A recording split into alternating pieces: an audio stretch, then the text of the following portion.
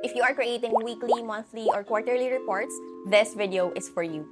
You update your numbers in Excel and then spend the next hour manually copying, pasting, and reformatting your tables and charts in your PowerPoint deck. And then next week, you do it all over again.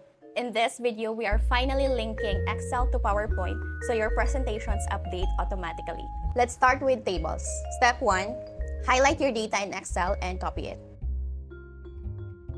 Next, head over to PowerPoint, and in the upper left corner, click the drop-down arrow under Paste.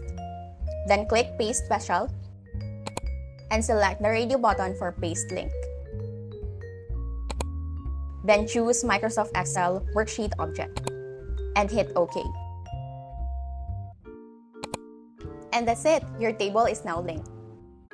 Here is a side-by-side view of our Excel and PowerPoint. Let's test it out and update a number in our table. As you can see, our PowerPoint automatically updated. Now let's paste an entire new set of data, for example, for week 5.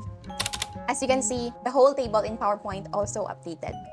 It also syncs your design, so if you change the format in Excel, like applying a new color, PowerPoint instantly reflects that new format. Now let's link a chart. Step 1, select your chart in Excel and copy it. Next, go to PowerPoint, then click the same paste drop-down in the upper left, and select the icon for Keep Source Formatting and Link Data. That's it, your chart is now linked.